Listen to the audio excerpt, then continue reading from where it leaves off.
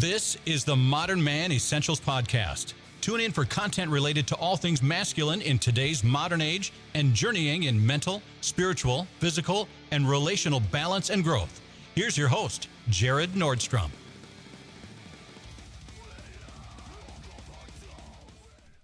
Good morning, everyone. Welcome back to the podcast. Before we start the episode, I want to talk about the sponsor for today's episode, Nature's Ultra. They are the product and the brand that I use for when I use CBD. CBD has been a big part of my life as of lately. I've been using it to kind of biohack my mind and my body to adapt to stressful situations. A lot of you know that I am an ER nurse, and I started using CBD during stressful times when I knew that the ER was busy and crazy. And it's been super great for dealing with stress and just having that mental calm and that mental focus.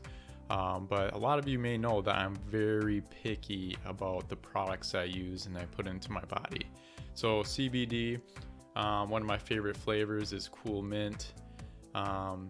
It is infused with essential oils, Young Living, so they're high quality. A lot of times I'll drink this, put some in my coffee, and use it throughout the day a couple more times if it's especially stressful. Some of the things about CBD that you might want to be aware of is that you want to have a good quality oil. First off, I'm a medical professional and I can't be having stuff like THC in my products because technically that can impair you, and if I were to get tested, I would get in trouble and probably lose my job. So the cool thing about Nature's Ultra is it's third-party tested to be THC free. Another thing you want to know about quality CBD is that hemp plants are chelators. So that means they actually remove heavy metals and impurities from the soil. And hemp has actually been used traditionally to help improve the soil for farming for this reason. The one thing you want to know though is depending on the soil and where your hemp has been grown to get your CBD from, it could have a lot of heavy metals and impurities in it. And CBD oil is very concentrated, so you want to be aware of what you're buying. And again, Nature's Ultra is third-party tested to be heavy metal free, THC free, and free of preservatives. And you can actually look at their batch reports online, which is great. I love transparent companies. I've been using Nature's Ultra CBD products for a long time. I also like their muscle and joint rub. A lot of you know I'm big into weightlifting and powerlifting, that kind of stuff, and that stuff has been a lifesaver for me as well. They also have another product called Calm, which is an essential oil blend with CBD that you can actually put on, and it's infused with essential oils to help promote feelings of calm and peace. And I have not used that one yet, but I'm really excited to buy that next. If you guys are interested in this product, I usually don't like to endorse products unless I totally believe in it. If it's something that you've been thinking about trying CBD, you can go ahead and look up Nature's Ultra on Google. You can buy it and try it for yourself. There is retail pricing, but I offer a discount if you want to try it yourself. I do get a kickback, and that's part of supporting the show. So everybody wins. You get some awesome CBD, you put on the show. If you've been enjoying the show, it's one way you can support it, but also support your body and your health and your mind. I will put a link in the show notes for you guys. If you want to try it yourself, you can try it retail, or you can have a 24% off option where you can buy a membership. No stipulations, it just lasts a year. And then if you order again, it lasts another year. So that's all it is. And if you want to try all these products together, you can get up to 59% off. And I'll put the link in the show notes for that too as well. All right, guys, we're going to hear from Dr. Ali. We're going to talk about a lot of cool stuff. COVID-19 came up. We talked about that for a while. It was kind of a rabbit trail, but it was very interesting to hear from a perspective of an MD who's had a lot of critical care experience. And then he's also done a lot of research in CBD oil himself. So you're going to hear some teasers on that too. All right, guys, stay manly, be the best man that you can be or best person that you can be, and keep it real. All right, guys, here we go with the show. All right. Welcome, everyone, to the Modern Man Essentials podcast. Today, I have a very special treat for you. I have Dr. Oliver Winker.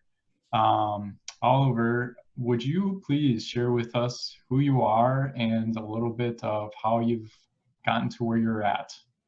Yeah, so I go by the name, obviously, Dr. Ollie, as you can see. Mm-hmm. And I'm a physician from Switzerland. I trained originally in Switzerland, and I came here to the US for 1 year to do some studies.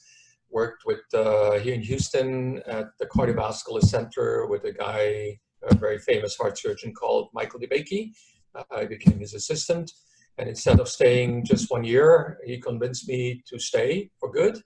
And so I'm here now 27 years. I've been working mostly in the beginning at the Heart Lung Center at Methodist Hospital in Houston, part of Baylor College of Medicine.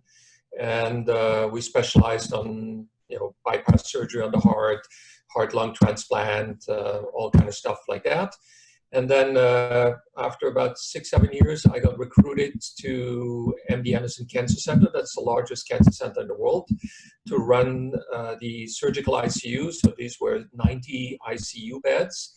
And I did that for quite a while. Also worked in the operating room, still being a cardiovascular specialist.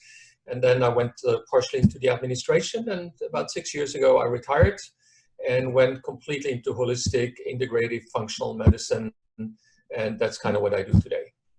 Wow, that's interesting. That's why I find such a connection with you personally, because some people know me know I'm a ER nurse and very familiar with the acute care, critical care, but I've also seen the pitfalls of kind of our modern medicine paradigm. So I just interesting to see how you made that transition from the very modern medicine to kind of what's considered the other side of the coin of the holistic functional side of things. Could you tell me a little bit about how that happened? Yeah, first I need to tell I was in your same field like you. So back in Switzerland, my main thing was emergency physician. So I was trained and would go out every day, every night with helicopters. I was a helicopter physician. And then I was trained by the firefighters. So I would go into burning buildings. I was trained by the scuba section of the police. I would go scuba rescue.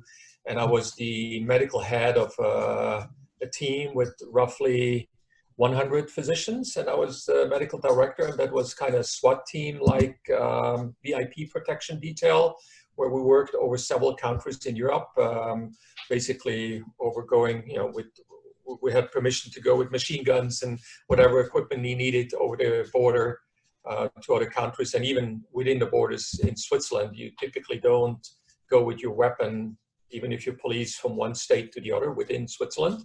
And there's like 24 plus states there. So yeah, that was the same thing like you did. And then of course, when I was not in a helicopter or somewhere traveling with VIPs, I was in the ER like you, obviously. And so we have a common past. And how did I do the transition to holistic medicine? Well, it all started by realizing that what we do in modern medicine, it's just about to start going wild with some thunderstorms. And I have 7 dogs around me right now. So this one wanted to come up. So yeah, we rescue dogs. So I'm still in rescue medicine, but today we rescue little doggies that are abandoned, abused, completely neglected. And typically we take medical cases that we can basically refoster back up.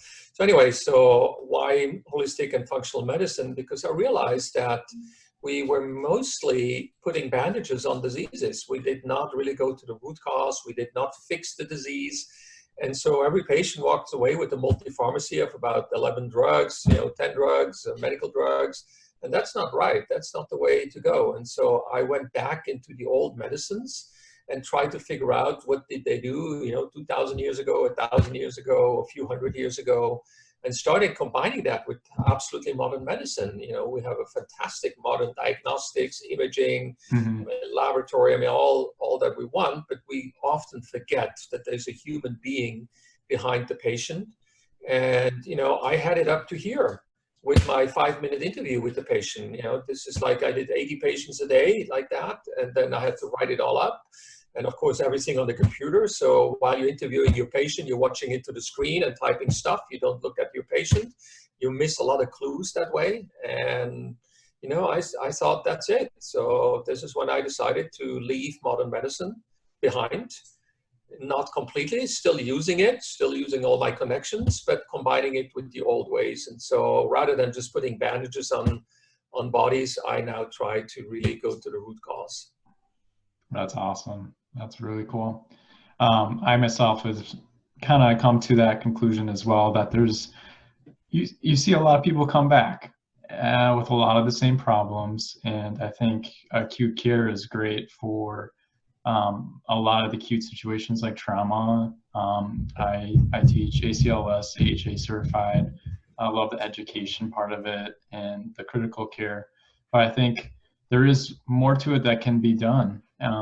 And I think it's really great that you are taking what you've learned and transition to that to try and help people throughout their whole life as well. So thank you. Yeah, and you know, I start realizing pretty quickly that most of the people, patients or not patients, want that. They're not so eager about this modern medicine we have. And so my whole goal is basically to make myself not needed anymore. It's giving back responsibility for health back to the patients, to the people, to the friends. I mean, everybody, you know, the moment you go to a healthcare provider, you're basically giving away the responsibility for your own health to another person. And that's wrong. You need to be first and foremost responsible for yourself, meaning you need to optimize your body weight, you need to optimize your blood sugars by reducing the sugar intake, you need to exercise every day, you need to sleep properly, you need to do a bunch of different things. And especially today with COVID-19 going around, that is so important. So I'd rather have you being super healthy, have a super good immune system that probably the COVID will just pass like this.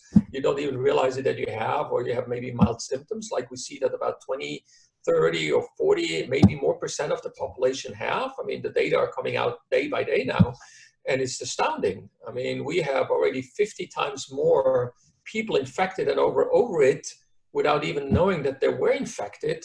Because they had good immune systems, very likely, and maybe the strain was not as aggressive. I mean, there's multiple reasons why that could be.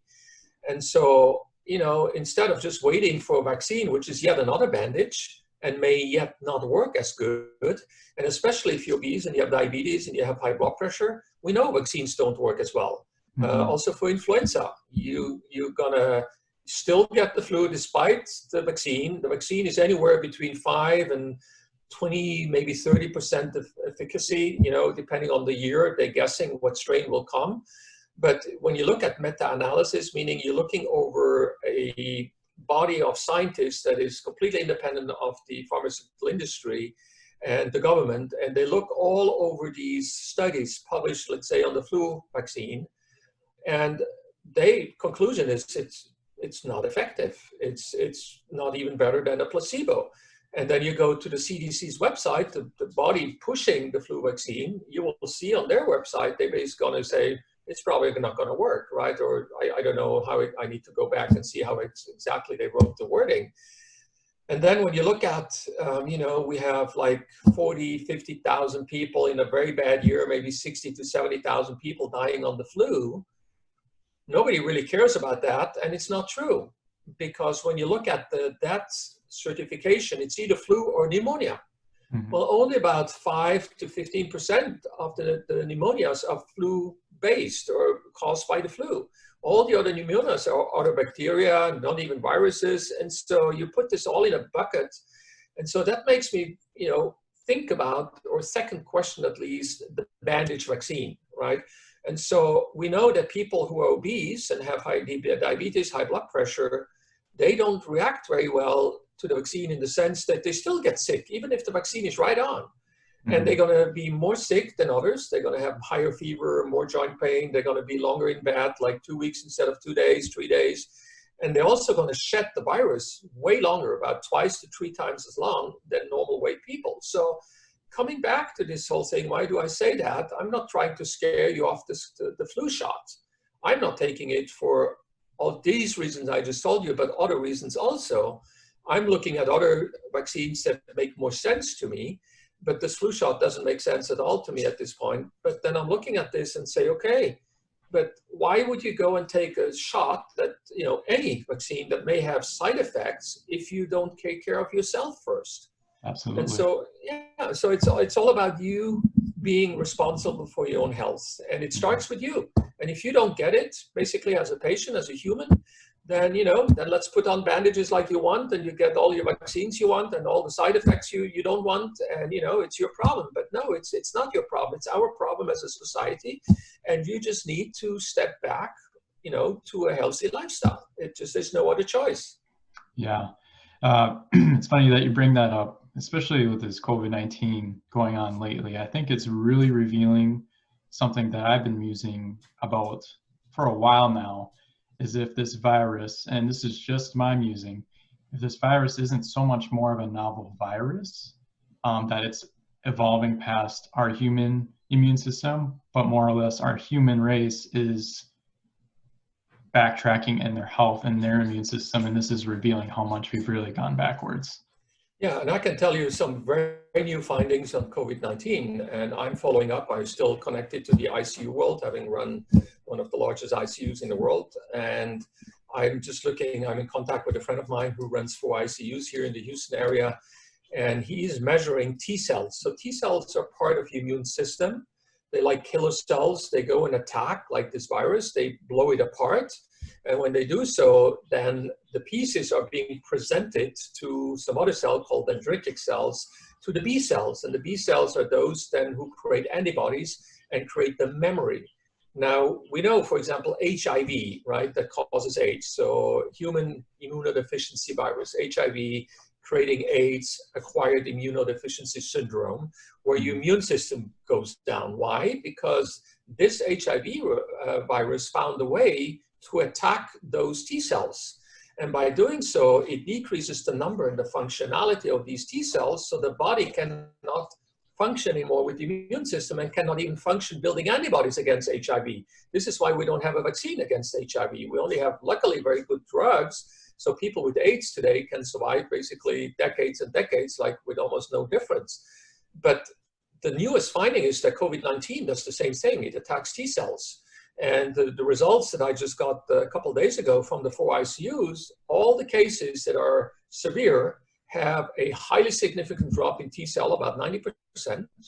We also know it's normal aging. When you go over 60, 70 years old, you have a natural drop in T cell, although they're still functional. But that's maybe one of the reasons why older people are more susceptible to this thing and children are not, because they have a fully functional T cell system. Now, the good news is once they get into the T cells, the COVID-19 virus, and that has been proven now, they die out. So they don't multiply in the T cells. So there's still a little chance as compared to HIV. But there's an HIV component, in the sense, an AIDS component to this COVID-19 that has not yet been reported in the media. So that's a very interesting finding. So really boosting the immune system, keeping the immune system healthy is just absolutely necessary. And, you know, obese people don't have an optimal immune system. It just drives down immunity. And it has to do with these T cells and dendritic cell and B cells and all that. And it's all reduced. We know that from research. Diabetic patients, metabolic syndrome patients with high blood pressure, high triglyceride, high cholesterol, all of those have immune systems that are compromised. So these viruses are extremely smart in the sense that they went through the evolution and adapted really quickly, even to the human immune system that is supposed to kill them. Now, another step into this thinking, we know that viruses go also to your brain. So we know COVID-19 goes to brain, heart muscle, kidney, causes kidney failure, causes heart failure, causes swelling in the heart, and causes problems in the brain.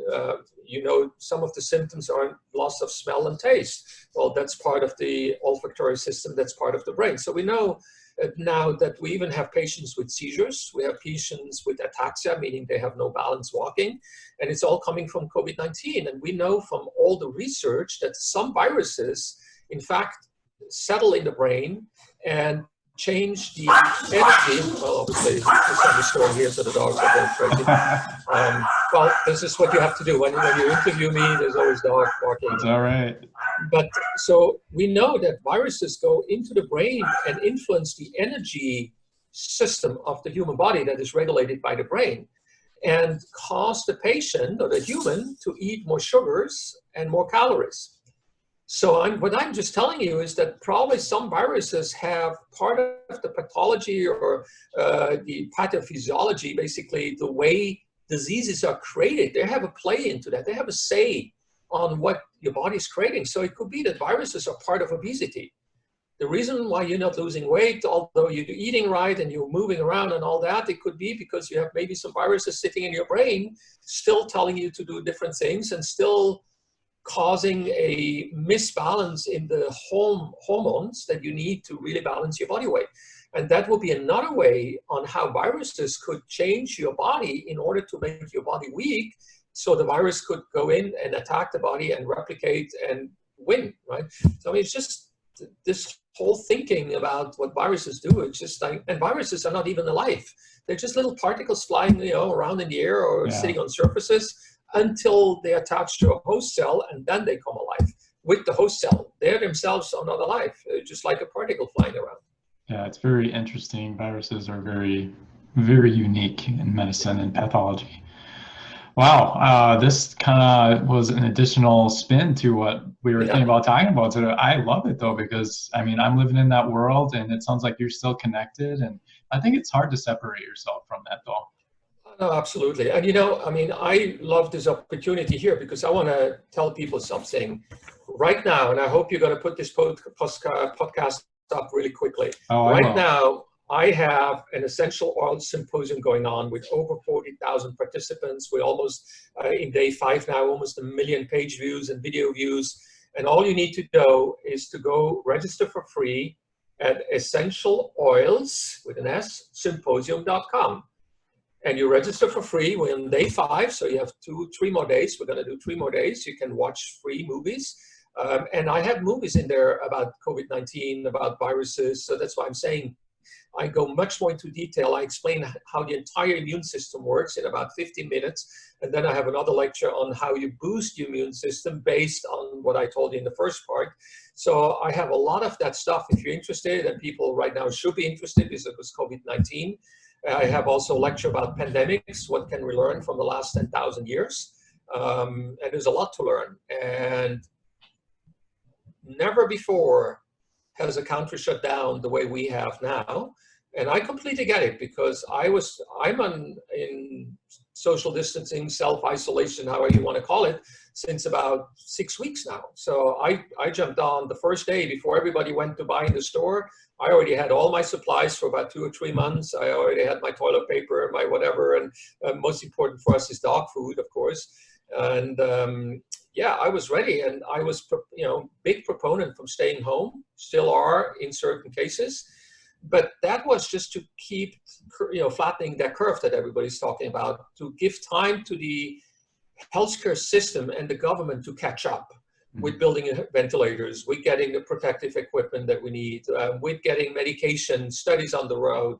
I mean, even the vaccine studies, whatever they're going to turn out, we needed time for that. And we bought ourselves 1 to 2 months now. And I think at this point, I'm completely, although I was extremely on the side of isolating, now I'm almost extremely on the side that the young people, at least, and children need to go back out and get sick and recover, because very few of those likely that are not obese, that are fit, have good immune system. I mean, almost a non-existing fraction of those will be sick to the point where it's getting dangerous or will even die. Probably 90 to 100% of those will just not even realize they're sick.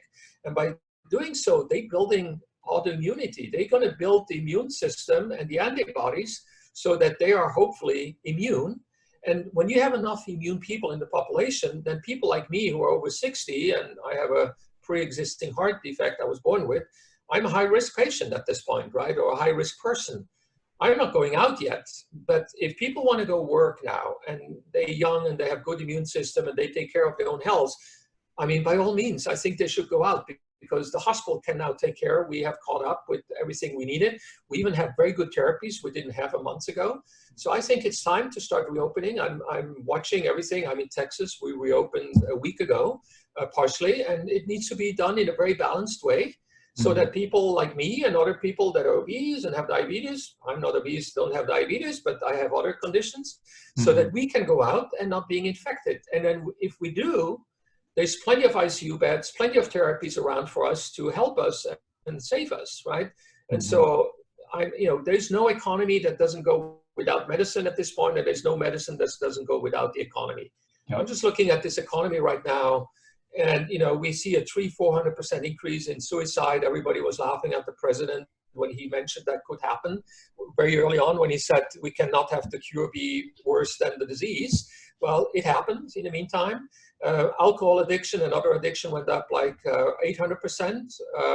Abuse at home, children, women, went up something like 600%. I mean, depending on the number you look at.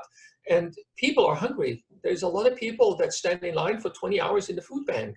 We never have seen something like that. And when famine comes and people are hungry, they don't eat normally the most nutritious meals. They just eat what they can get hand on, And so the immune system will not benefit. And that makes COVID-19 again stronger. So you see the connection between all these environmental factors and economic factors and the disease. So and I always shake my head when I watch TV and they talking just about the medical part, where of course, if we isolate for 2 years, great, COVID may just burn out, but we will burn out too in that time. And if you just talk about the economy without looking at the disease that is spreading right now, and you just open without any balance, without any thinking, it's wrong too. So the two need to go together. And I think many state governors now are doing that. And I think it's fantastic. I mean, absolutely for that. Yeah. Absolutely. Yep. Balanced approach, start creating that herd immunity. Yeah, we have to. Yeah. I mean, again, we're looking at New Zealand, who completely closed down and declared yesterday there's no more COVID. And if there's like 1 or 2 cases popping up, they're going to follow those really aggressively.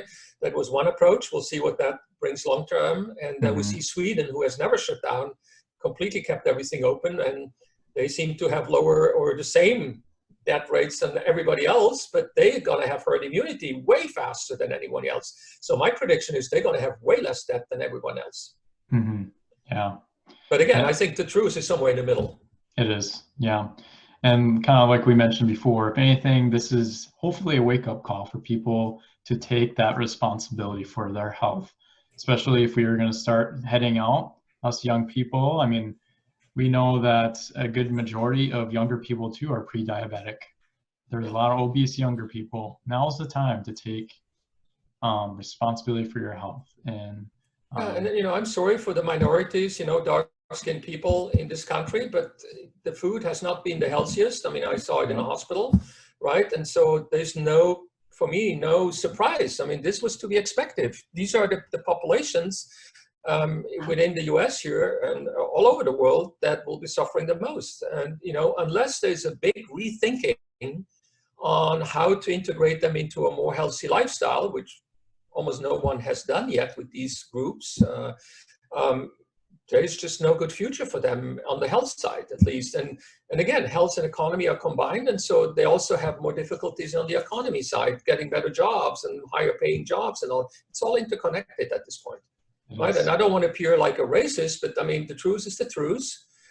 We have plenty of Caucasian, like me, white skin, or like you, skin people that are obese and not doing well. In fact, something like 75% of the US is obese and overweight. But we have certainly a higher number of these kind of conditions in African Americans, Mexican, origin people, and even some from Asia, not all.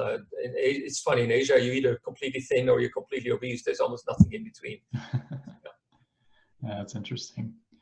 One reason why we have Dr. Ali on the podcast today is because he's written a great book that was instrumental into, yes, there it is, my biohacking experience, power of CBD and essential oils, and that one too. The real big one that we want to talk about today is CBD. Dr. Ali, how did you kind of come onto this topic, and what was your journey with your research? How did this happen for you? Well, I ran across the topic, I mean, decades ago in Europe. I mean, I'm from Europe, and in Europe, this was not that big of a woohoo like here in the United States. And so I've been running across these kind of plans when I was young. Never had the money to do it, kind of hated it, but I just got my healthy portion just by sitting amongst my friends who all had a joint and all that. I was a hippie at the time with long hair, so we sat on the beach, everybody was puffing, and I just got my portion by not just sitting there, right? So I was kind of the free rider, how you call that. And then I went to Jamaica in the early days, you know, when there was no hotel industry almost. And I went to these raggy shops and you were dancing all night long. And when you walked in, you could only see clear below eye level because there was like the smoke to the ceiling. It was just all, you know, and by the time you were dancing, you were all high anyway. So, no, I got to this very early on. And then CBD became, you know, kind of known in the 70s, 80s, but not really until the 90s. And I started working with CBD very early on. And, you know, we had to import it from other countries because of the laws here in the US in the beginning. And of course, had to be done behind closed doors in the sense that as a physician, you're allowed to use certain things, at least for yourself, you know, and then it became legal for at least cell studies and limited trial in 14 when Obama signed the first farm bill, and then in 19 when Trump signed now the current farm bill, it became completely open, at least on the federal level. And so I had been using officially CBD ever since it became legal, so let's say it's about 6 years. I've been immediately already playing with different mixtures. It was very difficult to get anything but a full spectrum 6 years ago. But now in the meantime, people have started purifying, and then you went from full spectrum to broad spectrum and then to isolates. And so the question is, why would you use an isolate? Because when you have multiple substances, compounds from a plant working together, typically that plants work better on your body because you have multiple receptors that they hit and they work in a concert, and therefore the effect is much better. So when we talk about CBD, full spectrum or broad spectrum, it has a little THC in it, which is marijuana, but it has also CBC, CBG, CBN. I mean, all kind of, there's at least another 80, well, no, it's probably over 200 now, we know of those cannabinoids, we call them, or cannabinoids, you say in the US. And so, why would you take an isolate? Why would you just take CBD out and leave everything else behind? Well, because everything else has some other effects that you may not want. And when you have an isolate, you're losing what we call the entourage effect. So entourage is like the president has Secret Service, the press corps, you know, photographer, whatever. This is his entourage, the fans, the protesters. And so the plant has its entourage by having one or more terpenes, which are the stuff that smells in the plant. So when you put CBD together with multiple terpenes from the cannabis plant, it works typically better than the isolate. But in my world, where I live, I'm big into essential oils. And essential oils are mixtures from plants. It's the strongest way to get a plant into a juice or into an extract. It's the essential oil. And it's full. It has, like, this one is what has a bottle. This one probably has about 400 or 500 compounds in it. So when I combine this one with CBD isolate, I'm recreating basically that entourage effect that we lost by taking out the stuff we didn't want, the stuff that didn't taste very well. And now I can create very targeted CBD solutions. Like, you know, that lavender, for example, is very calming, and bergamot and valerian, for example. Well, I can combine those with CBD and then have even a better calming effect on anxiety and sleep with CBD. I know I can take wintergreen and peppermint and some other essential oils like copaiba, which all are shown to be extremely helpful if you have some pain somewhere. And then you can combine them with CBD, and therefore you create, again, a very potent CBD mixture that is very targeted. And that's what I've been doing for years, is just to create my own mixtures. And luckily for me, the company I work with, and I think your mom is working with, we're the leading company in the world for essential oils, and we are now the leading company to mix CBD with essential oils. And so it's a great way to do that. That's awesome. So what are some common myths that you've seen people having around CBD and everything from the average Joe to even the physician? Well, one, a lot of people don't have a clue about it, right? They don't know Yeah. exactly what it is. And of course, then there's positive testing, even if you take a CBD product. Well, you have to be aware that about 85 to 90% of the products on the market that you order on the internet, wherever you don't know where they come from, have solvents, heavy metals, traces of medication, even in their synthetics. And so it's crap. It's really bad stuff. It's low quality. Nobody's checking quality at this point. And you go to a website and they put all the nice seals and signs up there that they're 100% clean and all that. Well, nobody checks that. So you need to know the company you're ordering from and need to be completely convinced that they don't lie to you. The second thing is the labels. We know that about 75% of the labels are wrong. They're either underlabeled, overlabeled, or completely wrongly labeled, or not labeled at all. So you cannot find out how much CBD or other things like THC, which marijuana, is in the product. So the FDA did some studies, and they've in fact found the product that had 40% marijuana in there, THC. That's about the highest level of marijuana you can get. I mean, imagine you're police or military, and you're taking this product off the internet, and you get high, so you might lose your life, in action, whatever. But the other thing is you get a test because they do testing, right? And you're not allowed to have marijuana in these professions. And now you're going to test highly positive for sure, right? Or you're spending like $100 for something that has zero CBD in it. It just says hemp oil in it, which is like crushed hemp seeds, has zero CBD in it. So the market is very, very bad at this point. And so, of course, again, I know my companies I work with, and I know it's 100% pure. I've been on the fields. In fact, just before we started and when we're done here, I'm working on a CBD movie right now. I'm going to come out with a friend of mine with a CBD documentary within about a month. That's about 90 to 110 minutes worth of CBD information, from planting to harvesting to processing to use to what's going on in the future of CBD production. And then I'm creating a CBD boot camp in the next 3-4 months, where people will have all these things that they saw very compressed in this documentary will be in detail in about 10 to 15 hour worth videos to see. And so I'm really, really involved, and this book has sold like crazy. So it's going still off like hot potatoes off the shelf. So Nice. it's pretty good. And for all those who are listening, if you're not watching video, I'll put a link in the show notes to Dr. Ollie's website, but also a specific link to his book, CBD and Essential Oils. He's got tons of resources. So after the show, after you listen, I encourage everybody to take a jump on over to his website and read some of his material, because it was very enlightening. One thing that you mentioned too, I found that with CBD, a lot of the hurdles is the education, because there's so much misunderstanding behind it. You said a few phrases before. I think you made it pretty clear what isolate is. Full spectrum is the full oil of the plant, correct? And that includes THC, which is the psychedelic compound in marijuana that will get you high. Yeah, it's not the only one. There's multiple psychedelic compounds in the cannabis plant, THC being a strong one. Sure. But you have many others that are precursors and breakdown products from THC. Gotcha. And it depends on the person. In my regard, I'm sure that THC, in my thinking, is beneficial to certain people, or having maybe some of the full spectrum could be beneficial if they have a specific disease process or thing they're trying to manage.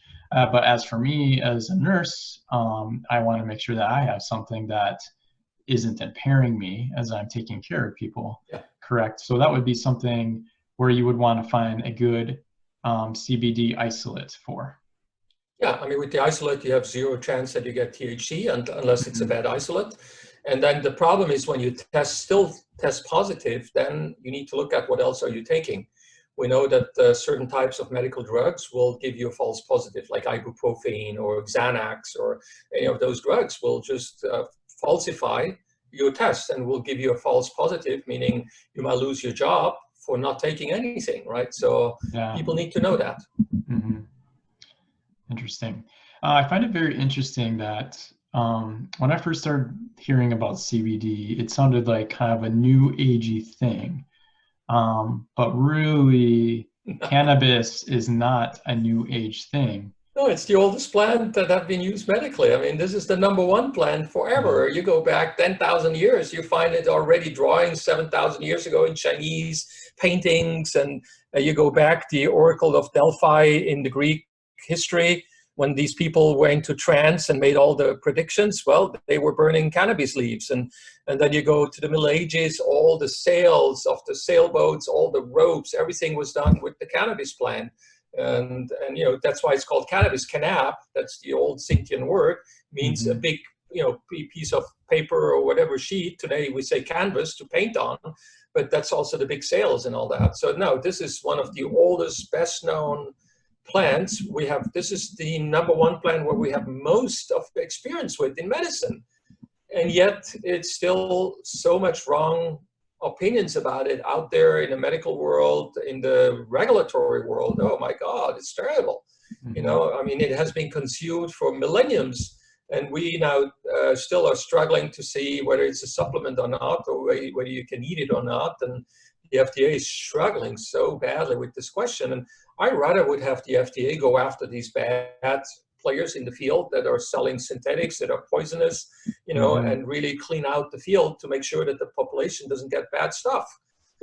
I think that would be just perfect. And with the FDA's role and the DEA role, I mean, that would be their thing to do, and just get all these bad players off the market so we can be safe when we consume these products. But instead of agonizing on whether you should consume them or not, because scientifically there's very little against it. And I get it, you know, when you take CBD and certain drugs that use the same enzyme system in the liver to break down, yeah, you might increase the blood level of these drugs, so you might decrease it. So it's a competition. I get that. We don't know what it does to nursing mothers and to babies. Well, we don't know that because, you know, our government prohibited the use of that for the last, you know, 100 years. So if they wouldn't have done that, we could have had all these studies now, and we would know exactly what it does. But we're catching up, so we'll know soon.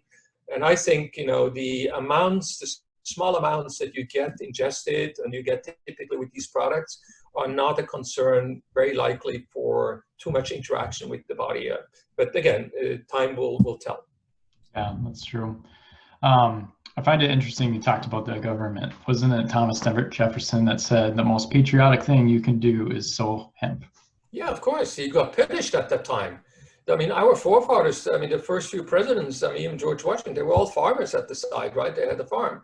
And in fact, they would punish you. You would have to pay additional taxes or a penalty if you wouldn't grow hemp. Because again, at that time, hemp was the #1 industry. Your clothes, your ropes, I mean, all the material that you need on the farm, in housing, I mean, curtains, bed sheets, everything was hemp, right? And sales. And of course, then it got prohibited, and then World War II came along, and suddenly we needed hemp again to create uniforms and robes and all kind of material. Well, and then suddenly it was a patriotic act if you quickly, you know, put the hemp out on your field, cannabis out on your field, and as soon we won the war, the regulators came back in and say, now it's over and it's illegal again. I mean, it's just stupid. It's like the regulators in the United States, together with the pharmaceutical industry, the newspaper industry, and the oil industry, have completely botched this whole thing and hurt the American population so much over the last 100 years. It's a pity. Yeah, it is a pity. It's also very interesting too when people talk about, oh, I don't need a drug for my body. I also bring up the point with them that we have receptors all over in almost every organ system for these CB receptors.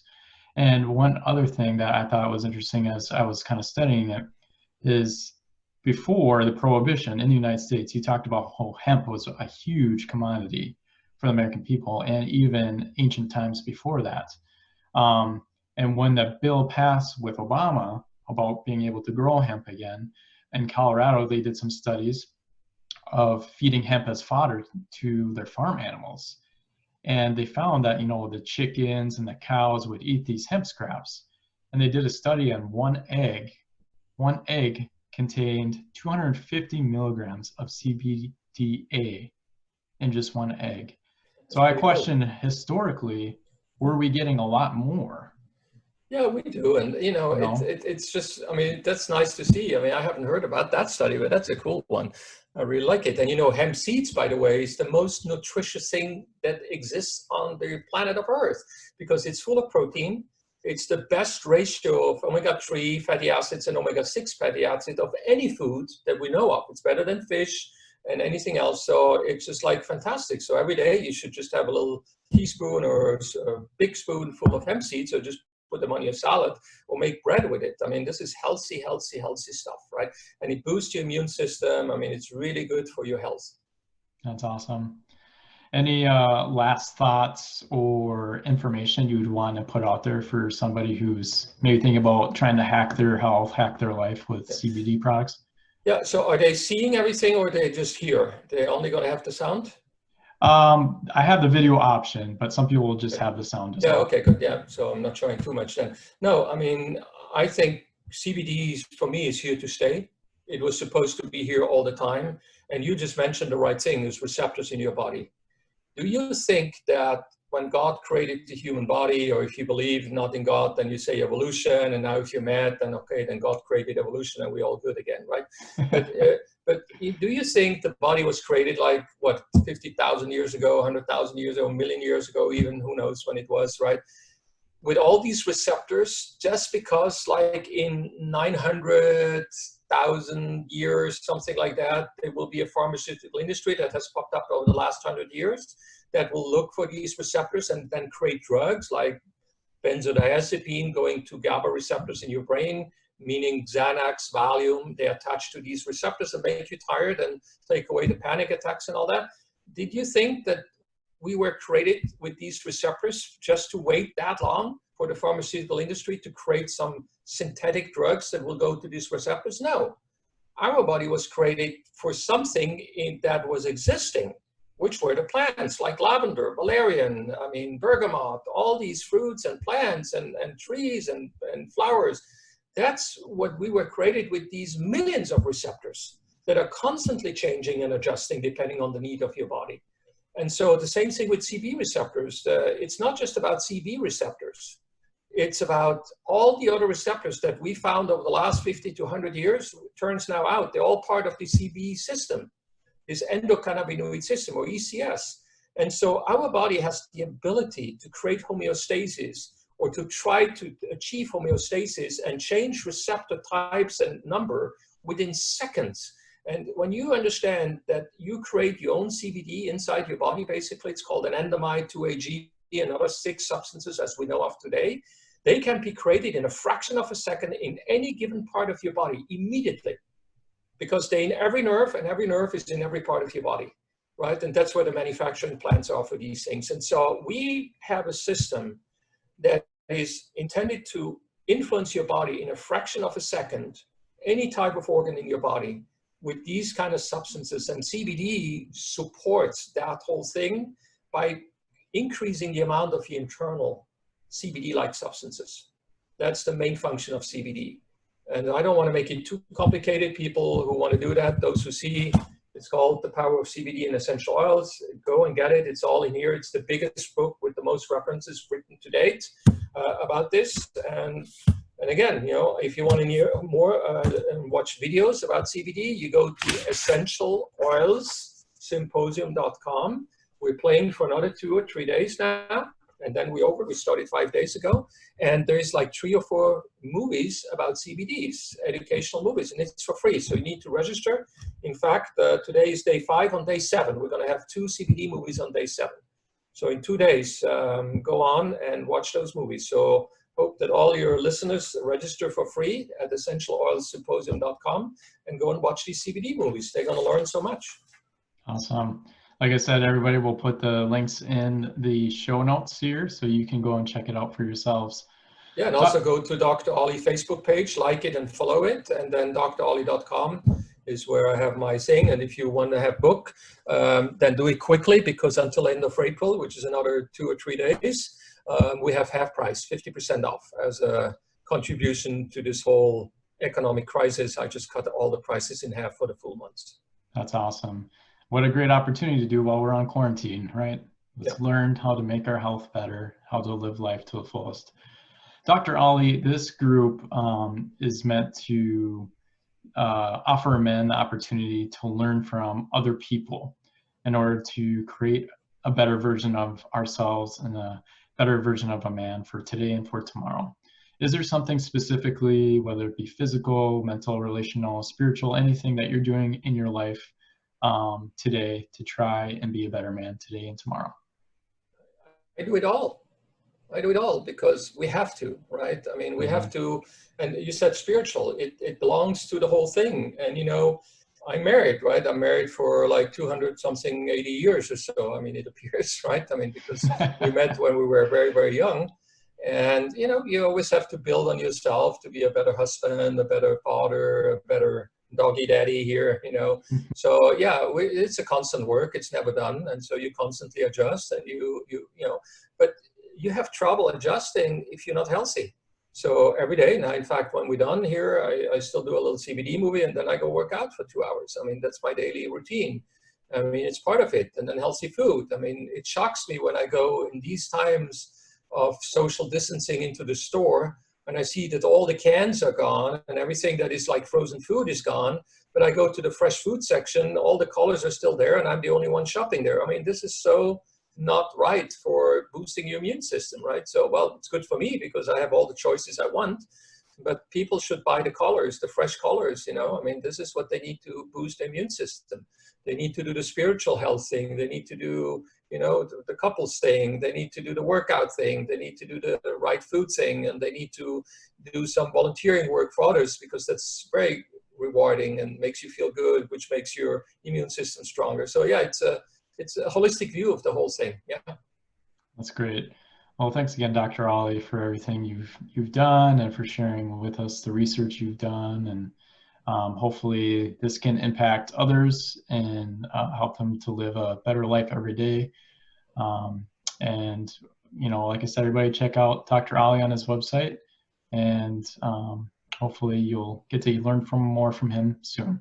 So, all right. Thank you so much. All right. Thank you. All right, guys, that's all for today. Thanks again for tuning in for today's show. I hope you loved the content. If you did, please do me a favor and go to iTunes or whatever podcast platform you're listening to and give us a review. Also, consider sharing us with someone else that you think would enjoy this content. But until next time, be the best you that you can be and stay manly.